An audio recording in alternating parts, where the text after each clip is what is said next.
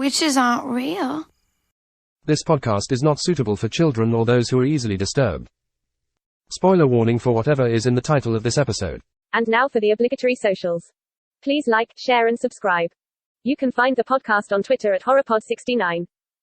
You can also follow us on Facebook, Instagram, Slasher and Goodreads. Become part of the Disturbed community by asking for the Facebook group and Discord links. Send dick pics to the Horror of Babylon podcast at gmail.com. Support the show at patreon.com/thehorrorofbabylon. In closing, you can let your friends know that The Horror of Babylon is available on YouTube, Apple Podcasts, Spotify, Audible and all other major podcast apps.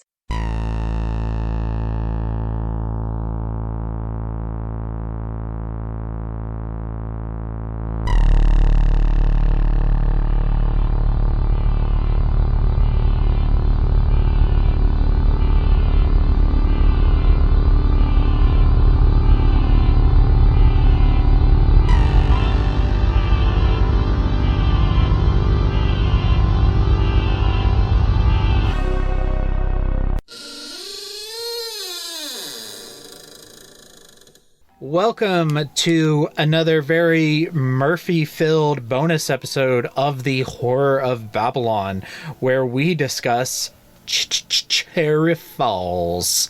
I'm Ryan, and with me as always is Daniel. Say hi, Daniel. Ryan, are you disappointed I'm still a virgin? I wish. You were more fun when you were still a virgin. That's only half true. That's only half true. That's only half true. But I'll tell you something that's not a half-truth. Thank you to our patrons, Abigail the First, Breaker of Chains, Mother of Dragons, and Logan, the Full Metal Patron, and Ben, the Fourth Patron of Hope, and Mia the Fifth, the Rainmaker. She makes it rain. Oh, she makes it wane. And thank you to Horsemen Comics and Gaming, which you can visit at the Morgantown Mall in Morgantown, West Virginia, the Mall at Robinson in Pittsburgh, Pennsylvania. You can shop online at shop.forhorsemancomics.com, and if you make it into the store, say hello to Ronald III, Grampus of Christmas, and ask him what he did with his three friends back in high school. And he will probably tell you is D&D. Lots of D&D. It's a better backstory than we got here. Yeah. Trigger warning, sexual violence, teen movie tropes. Got anything to add to that? I mean, some people are sensitive to anyone cross-dressing being portrayed as a villain. Yeah, I actually, I don't normally do this, but I watched a few YouTube reviews of this, and one person said that they didn't find it transphobic, but they could see where other people may interpret it as transphobic. Yeah, I wouldn't interpret it as transphobic because the character's not trans. They're just a fucked up person disguising themselves as their mother, but just in case, I do... Despite, popular belief, I do try to be sensitive. Yeah. So. All right, our history with Cherry Falls. We were sitting here watching the fucking Noodle movie and going, hey, we want to watch more movies with Luann. And we found out she was in a horror movie. And then we watched the trailer and I went, man, I think I saw this movie. And then I'm sitting there watching this movie and I realized I watched this movie when I was 11 or 12 years old. And now I realize why I'm so fucked up. I also realized while I was watching this that I had seen it before. But not all of it. It was literally the end of the movie where they're in the basement. As soon as they showed his wig on that styrofoam head, it just triggered I've seen this. I probably caught the end of it on TV and then just blacked it out. I may not have even finished it, but I saw some portion of that basement scene, for sure. Between this and realizing that I watched Lolita as a literal child, I'm starting to realize, where my personality formed. Yeah, there's some fucked up stuff in this movie. Yeah.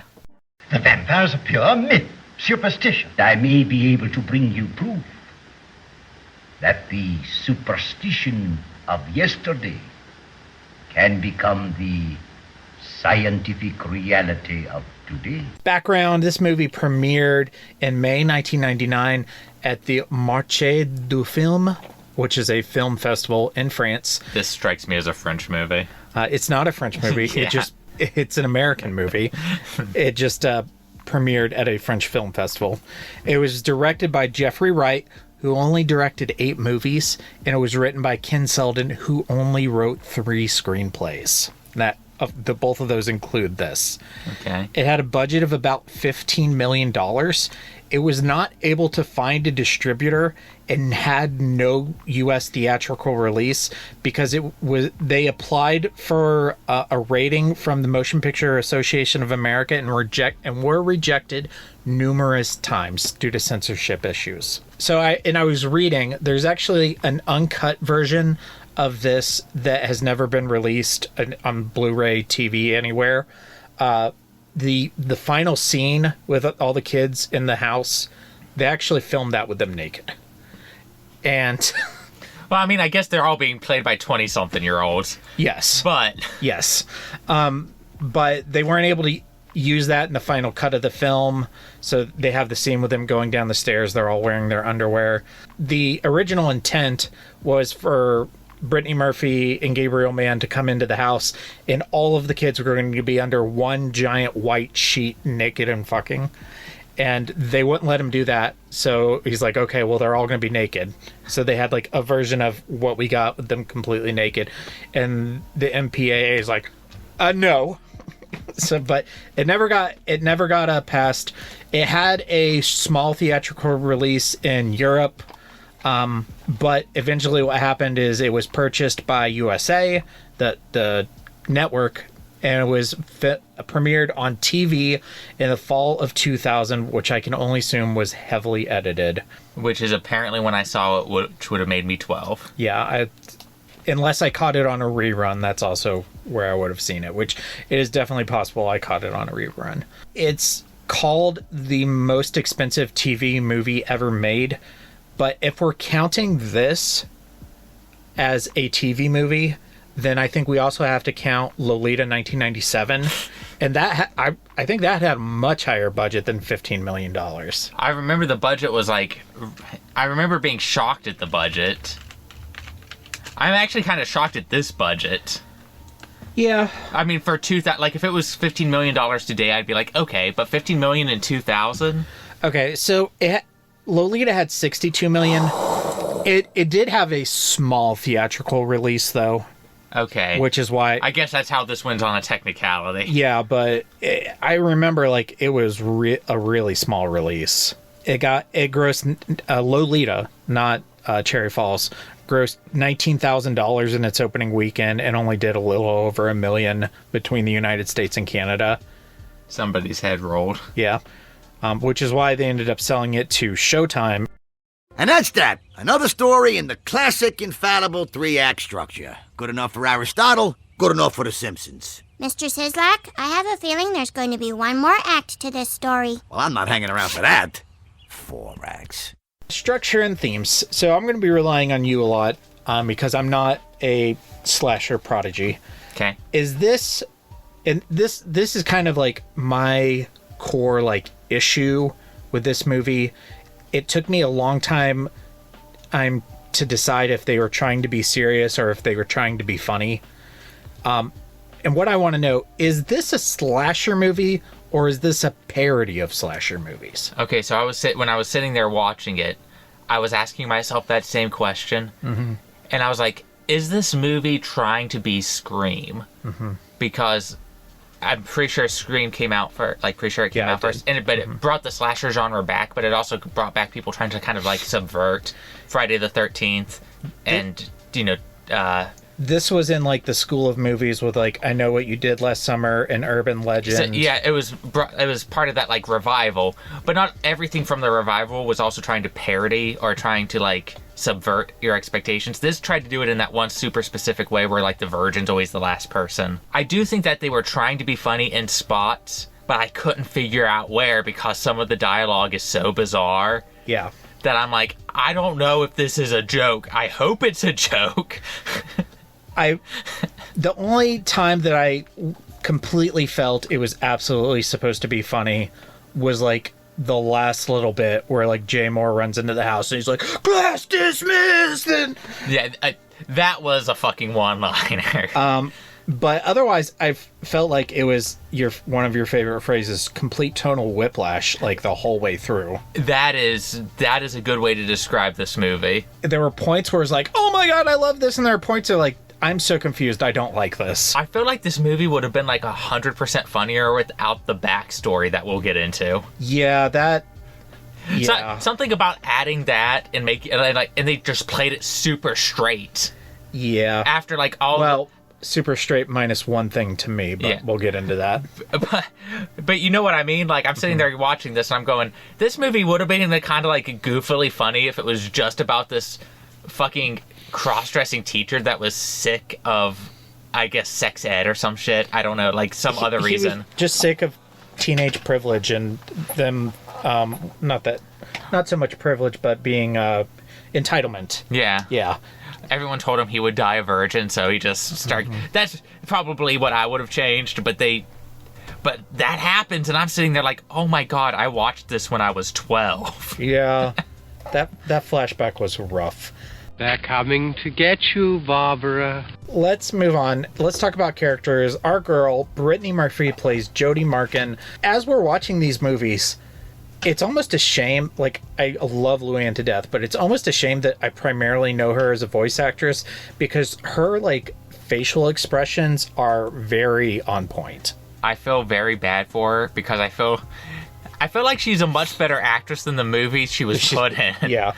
And, she's not, like, some sort of, like, I don't, like, Oscar bait sort of woman. Mm-hmm. But I'm sitting there watching this going, I feel like she's the best thing in this movie. Oh, yeah, she's super talented. But the line she has to deliver in, like, the movies she's being put in is really holding her back. Yeah, we'll have to find something, like, you know... artsy? Yeah, something really good. The only other movie I've seen her in, other than these two, was, I forget what it's called, but it's a romantic comedy with Ashton Kutcher. I forget what it's called, but that's the only other one. Okay. She was the most, like, prestigious movie I can think of that she was in, but I haven't seen is 8 Mile. I don't think we need to watch 8 Mile for this podcast, but... Not for this podcast. It's been on my watch list forever, but I've never... But I thought she was great. I thought the character, like, fit that, like, last girl survivor character, like, perfect. She fit that archetype very well. I liked her screams a lot. Yeah. She's a very good screamer. I didn't like her daddy coming in to talk to her about sex in the middle of the night. I did not. No, that was so bad. So after I watched that part, I'm talking to Beck, and I'm like, I'm watching this movie where the killer targets virgins, and the main girl's dad is the sheriff, and he finds out about it before everybody else. So she could tell I was upset, and he's like, so he goes and he wakes up his daughter in the middle of the night, and she goes, no. I'm like, okay, it's not that bad. It's not that. It's not that bad. It's bad, but it's not that bad. My brain never would have made that leap. Oh my god. She's just used to us watching some fucked up shit. Yeah, I guess. Yeah. Wow. He's taking his belt off. Well, it's this or she dies. Oh my god. Back off, Sheriff. There's other options. He calls his buddy Humbert. Gross. I know she's a little old for you, buddy, but... Yeah, Brittany Murphy was great. Moving down to Jay Moore, who I primarily know from Saturday Night Live in the Jeff Foxworthy show. Which one was he? He's the killer. Okay. Plays Leonard Marlston. He's aight.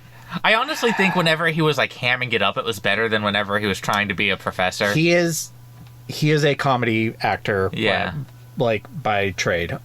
So this was a different kind of role for him. I've never been the biggest Jay Moore fan. I don't hate him or anything, but I don't know. I just feel like you could have put, like, almost any actor in this role and it would have been as good, if not better. Yeah.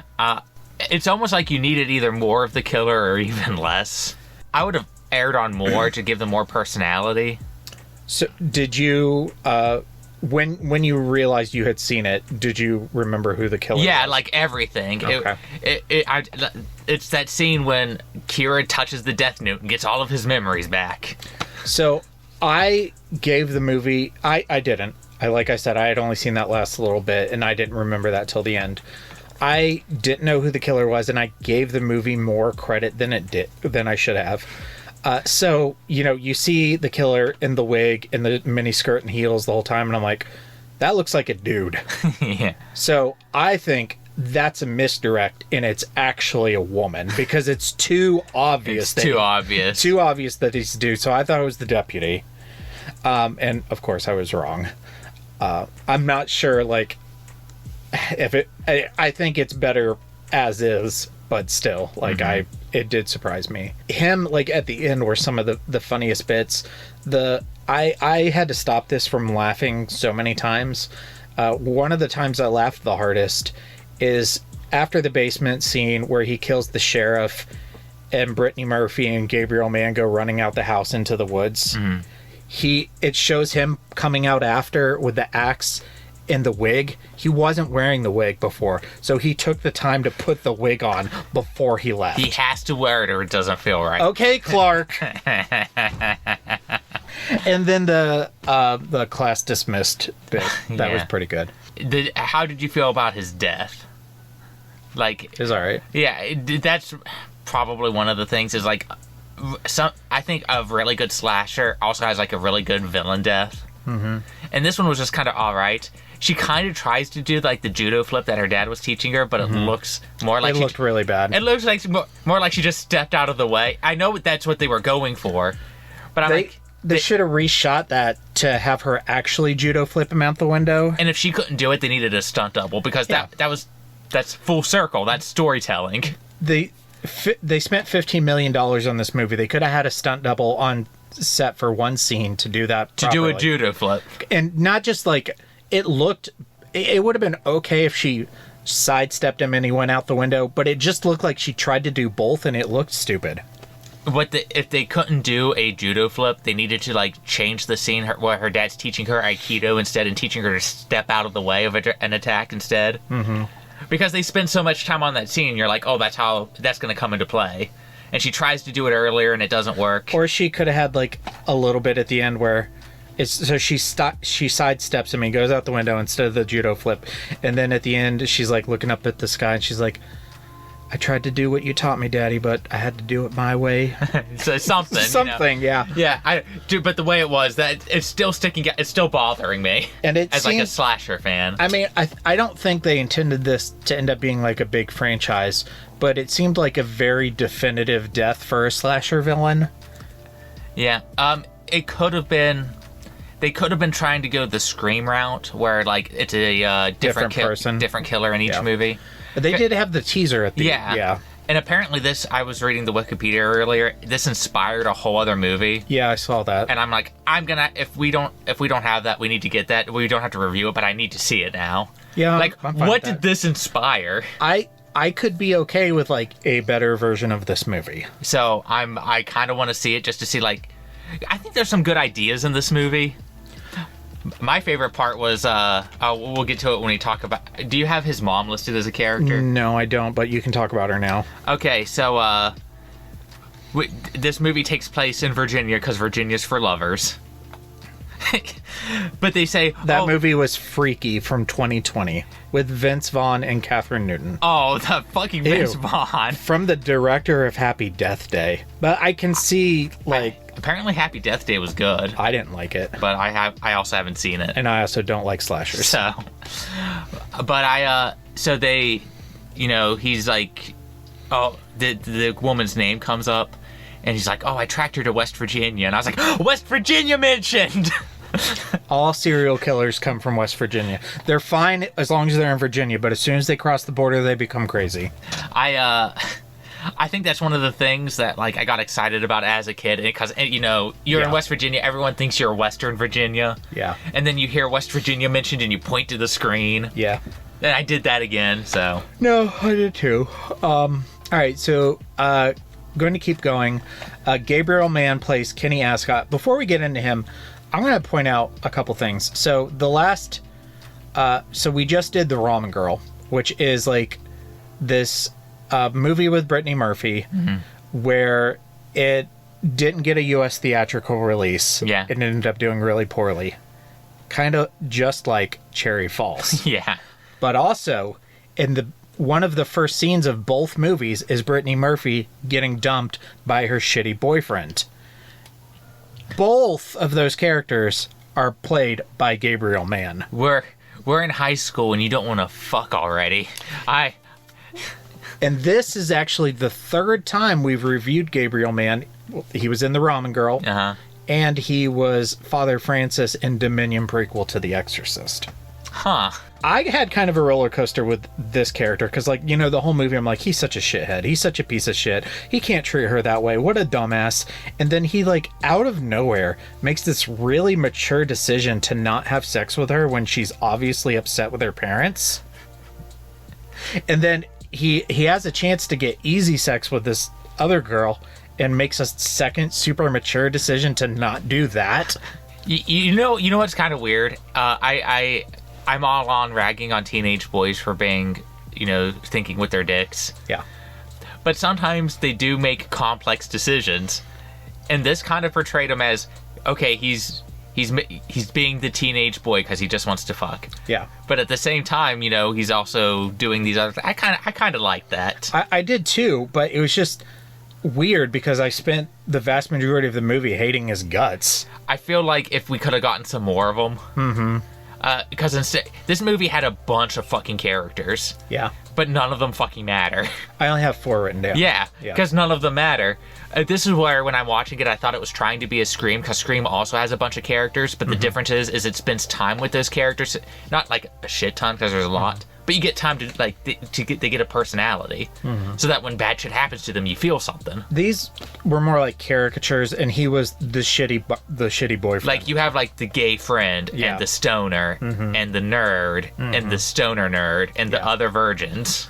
Yeah, it was and the like fat kid. It was like it's just like the worst tropes of like all of those movies. And there are good ones like American Pie and other ones, but I will die on the hill that American Pie is a genius movie. Yeah, I adore American Pie. Oh, Gene. Oh, Gene. Let's just become an American Pie podcast. Honestly, that could be 4 real easy bonus episodes. Yeah. I would do that in a heartbeat. That's our next Let's Watch. Also, but a little bit of praise for this movie. This movie did have one of the... It wasn't a sex scene, but it was almost a sex scene. And I was completely shocked and super enjoyed it. Bite it. Bite it. Harder! Suck on it! It's like, what do you do? You listen. Yeah, I mean, you bite her toe, but like, that was so out of left field. Like, it was still like, like tonal whiplash, but I was just like, what's going on? I do feel this movie wanted to be a horror comedy, but when it got serious, it was too serious. Yeah. No, I agree. So, and then the last character I have is Michael Benn, who plays Sheriff Brent Markin, Father of the Year. Of course, you probably know him better from The Terminator and as Corporal Hicks from Aliens. He also had bit roles in The Mandalorian and Walking Dead. So, I was at Walmart today, and they have physical copies of The Mandalorian for sale. I know. I want them. I almost bought you one, but I was like, oh, he's just going to tell me that he doesn't want physical media. Not a... Star Wars, like, the last Blu-ray I bought was Rise of Skywalker. Okay. The next one I buy will probably... So you're saying if I'm back at Walmart and I see those steelbooks to pick you one up? You don't have to do that. Like, I'll do it eventually. Sometimes I just like to get you a just because present. All right. Well, I do plan on buying those. The only issue is, like, if I buy the Mandalorian Blu-rays, then I'm going to... If it eventually happens, I'm going to have to buy the Ahsoka Blu-rays, the Andor Blu-rays, the Obi-Wan Blu-rays. As long as they're in steelbooks so they match. I'm actually not a huge fan of steelbooks. Like, oh, okay. I'm a nerd for that shit. Like, I'll get the steelbook. I don't care. I just want to have it. That's the easiest way to get me to buy physical media. But yeah. Anyway. Michael Benn. He was good. He was fine. Yeah. Again, this is just another one of those, same thing with Brittany Murphy, where I feel like the awkwardness of the script really gets in a lot of these people's way. Yeah, he's obviously a good actor.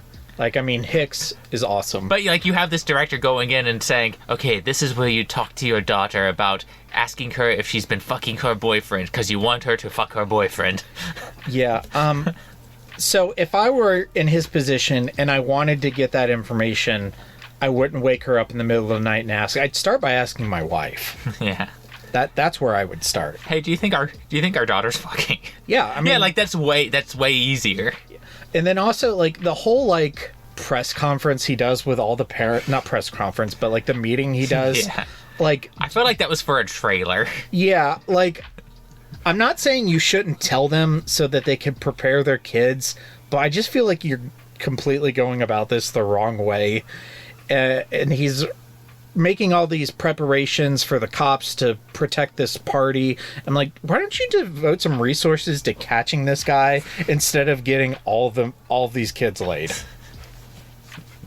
He don't want to be a cockblocker. He wants to be the cool sheriff. So I wrote down some lines that made me pause the movie. I was laughing so hard. I wrote down some lines. I want to see if they match. So the obvious one, Daddy, are you disappointed? Yeah, that's number one. Jody, you have to go. Like, everyone's going to be there. Okay, that wasn't one of them. When she goes back to school after almost getting murdered, and she sees her douchey boyfriend, and he goes, Jody, I almost lost you. Do we have to put it in for them? That was bad. I knew like 4 kids are dead and all, but this is still pretty choice. We should get a killer that kills girls that won't give head next. Yeah. And then the last one is bite it. I can't remember. I didn't write this one down, but when they were talking about how many holes girls have. Yeah, it's like Dusty asked me if girls had 2 holes or 3. And I'm like, dude, they have way more than 3. If you're in grade school, maybe. Sure, but high school, I mean, like, come on. In high school, you have to know. But, like, at least on, like, a sexual, like, on what you're thinking about level. Yeah, God. Anyway, sorry. Dummies. Okay. I'll kill you all. I'll drive you crazy, and I'll kill you all. I'm every nightmare you ever had. I am your worst dream come true. I'm everything you ever were afraid of. Scary shit. Is this movie scary? The rape scene kind of scared me. That was unnerving. The only thing that I thought was scary was just a reminder of how stupid teenagers are. It's like this and Lolita are the movies that made me realize, like, viscerally what rape was. Yeah. And that's not great for a child. I guess let's talk about the rape scene here. Bad. Yeah. And goofy. Somehow goofy and bad. So I thought it was super scary, dramatic, up until the point where the 3 other guys pick up their drunk friend and like place him on top and then like battering ram. Oh, so here was my thought was like, all right, well, which one of them fluffed him? Because there's no way he was hard. Oh, listen, I have been that drunk before. You cannot get hard when you're that drunk. Yeah, they'd have to fluff him. Yeah, like someone would have to do something, and even then, you'd be like pushing rope. Yeah. It's like, all right, who's going to take a bullet for Johnny? Who's going to fluff him this time? Billy, get down there. You've got the best hummers. They Rochambeau'd for it. No, they went, oh God, I can't. You'll have to, I have a joke, but you'll have to cut it. All right. They're like, okay, whoever comes the fastest has to fluff them. I'm not cutting that. That's fine. Okay, you think that's fine? It's fine. I guess when you compare it to the rape scene, we're not making fun of rape. We're making fun of a stupid movie who did rapes poorly. Yeah. Okay. I feel like sometimes people don't realize that. Yeah. I mean, obviously, I've never been involved, so I don't know what it's like, but I'm pretty sure it's not like that. Yeah.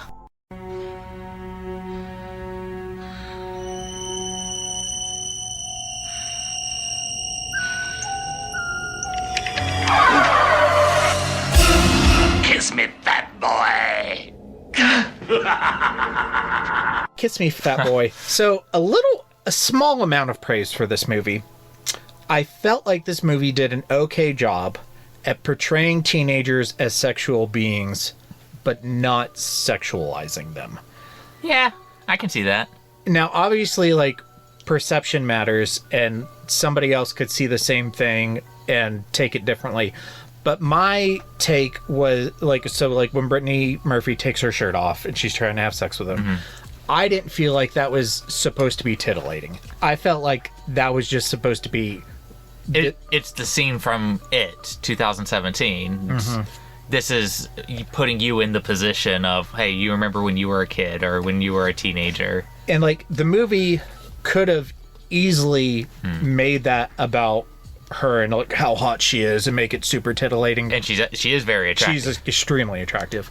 But it didn't. People always rag on slashers all the time for, like, using 20-year-olds to play teenagers. Well, it's better than... And I'm sitting there like, this is the reason you do that. So when you want to tell these stories or show these scenes, so that you're able to. Like, there are movies that I've seen use kids in bad ways, and I'm like, I think that you shouldn't have actually used a child for this scene. Like Lolita 1997. Yeah. Yeah. And it's not just slashers that do... Like, American Pie did that. Yeah. Yeah, I mean, like, comedies do it, romances do it, like, most... And it's just because... It's just... A practical reason is it's easier to work people who are 18 or over. You don't have to have a tutor on the set. Kids, you can only work them so many hours a day. And I also think, on average, finding a child actor that can actually act is also way harder. Yeah, even when you're talking about teenagers. So, yeah. I mean, there's, like, lots of legitimate reasons for that. They're all great points, by the way. I like what you're saying.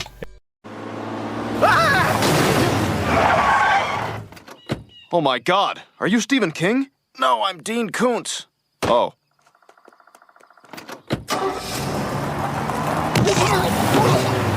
Kings and Koontz. My king is my queen, and my queen is Brittany Murphy. My king is, like, the concept. I like the idea of a slasher movie where they're trying to subvert it by he's killing virgins. But when I sit there and I think about it, I'm like, did he go around and check everyone first? So I guess the idea is that since he was a teacher at the school... Like, he's listening to rumors. Yeah, he hears all the gossip, so he knows what's what. But at the same time, like, rumors are rumors. My early thought was that it was a high school student who was doing it, and that's how they knew. But I still like the idea. I feel like if this movie would have been, like, a little bit funnier, it probably would have been a cult classic. Maybe we will do that other movie. I'll tell you, I found a horror movie that I want to do a bonus episode on. Okay, I'll do anything. So how about we'll do that for me, and we'll do this one for you if you want to do it. All right, cool. All right, so we'll do that. My Koontz, I don't know. I guess it's just the tone. It's the tonal whiplash for me. It's like, when it was being kind of goofy, I was kind of on board. Yeah. But then when it was all of a sudden super serious with, like, the basement and the rape baby being beaten with a belt. That was, like, what the hell? And I'm like, I mean, like, I know that shit happens, but, like, you've been so goofy up to this point. This is some Jerry Springer shit that they're revealing here. And maybe it's also because I've been working in mental health for too long, and I literally work with patients like this. Mm-hmm. So I'm like, ugh. I'm sure that doesn't help. Yeah. Like, when you get some real-world experience, sometimes that changes your perspective. Yeah. I also think I would have liked this movie a lot more in high school. I think I watched it too young, and now we're watching it too old. Yeah. You're first on ranking. Let's go down. I don't think it's a horrible movie, but I don't think I'm ever going to go out of my way to watch it again, except maybe, like, as a goof. I told Becca and Emma I would watch it with them. That I want to stream you watching it with both of them. I will pay you guys. I'll pay you guys $500. All right, I'll tell them to watch. I'll tell them. I liked it less than Blade 2. It's probably in this Exorcist the Beginning range. I kind of liked it more than Pearl. I think I'm going to put it above Victor Frankenstein. So it's your new number 53, below Exorcist the Beginning and above Victor Frankenstein. It's probably going to be somewhere in that range. Definitely like Evil Dead Rise and Battle Royale 2 more. I mean, Battle Royale 2 was just fun to watch. I also think I liked it more than Pearl. You and I are like just the two people who are not on board with Pearl. I mean, it's fine. Yeah, but I mean, like, there are some people that, like, really hobnob that movie, and I just don't get it. I liked X, but when it came to Pearl, I was just like... I think the Gyo movie is actually pretty similar, where it's just like... Yeah. I don't know where you're going with this. I like part of it, and I don't like part of it. Well, I'm going to put it...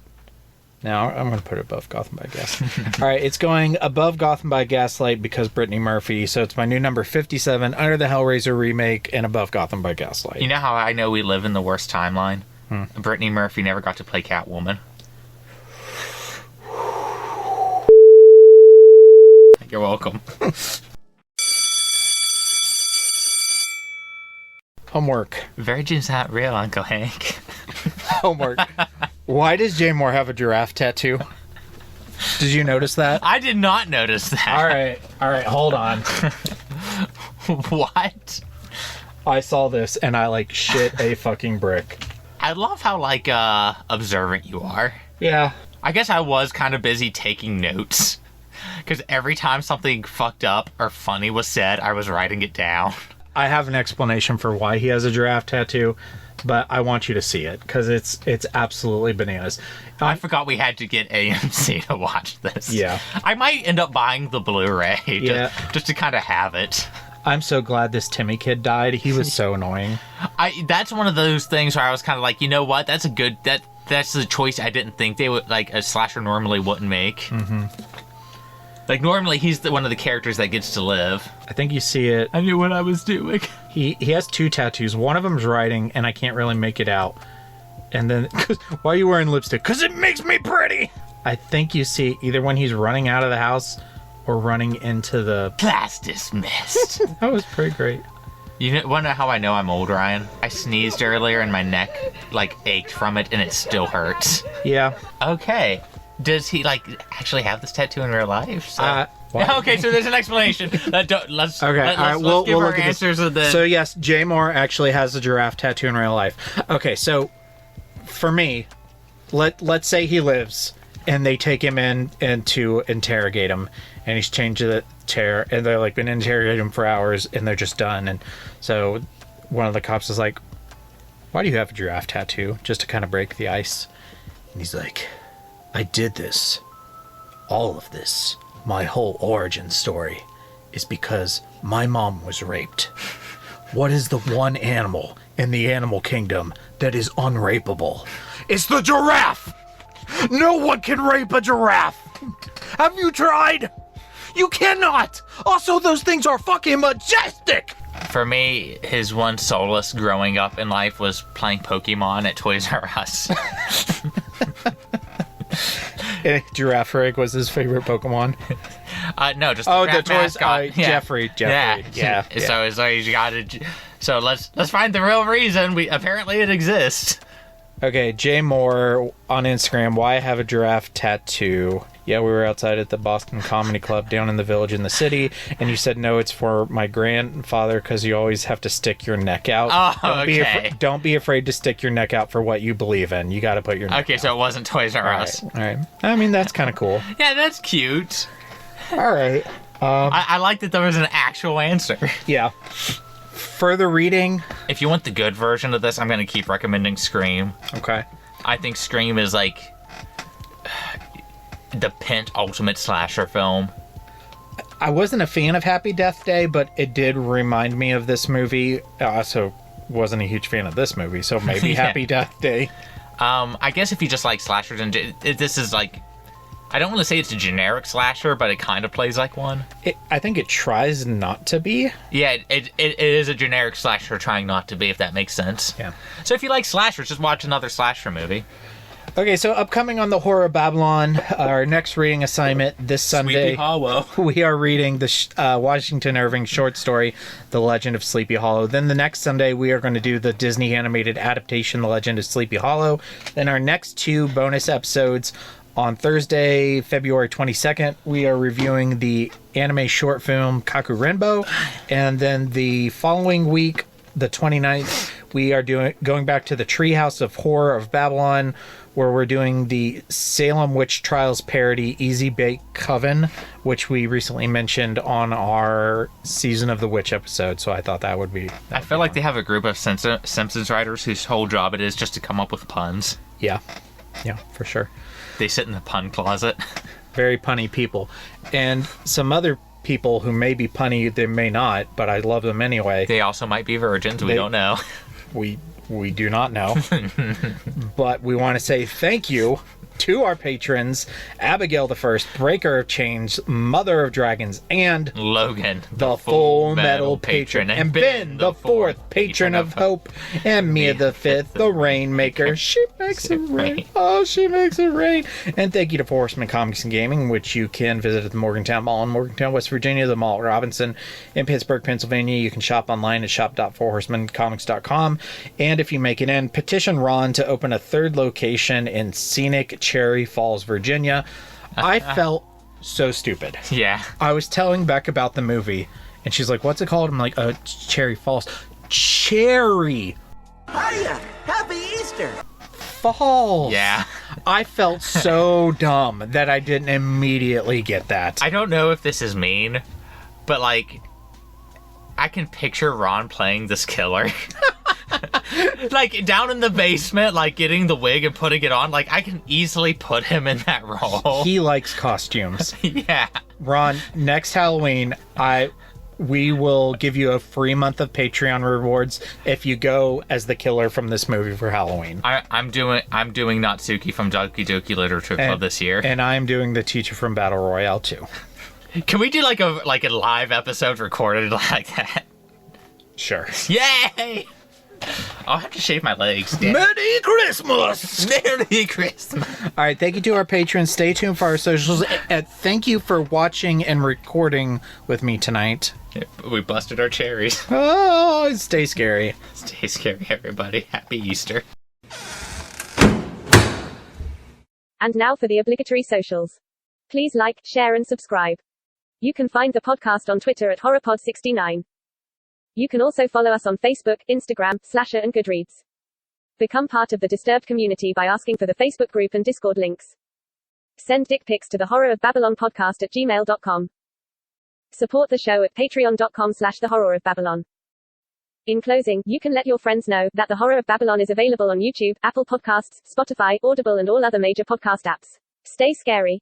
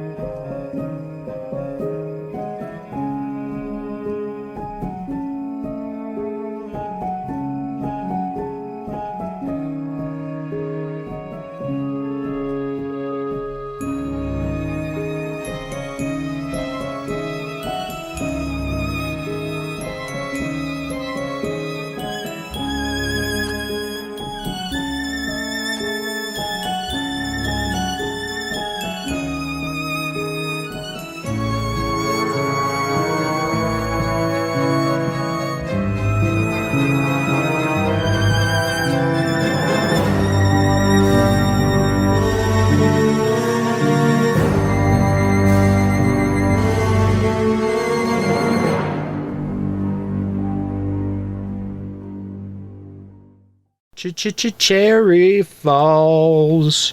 She's my cherry pie. She's my Cherry Falls. Killing all the teens in the virgin scene.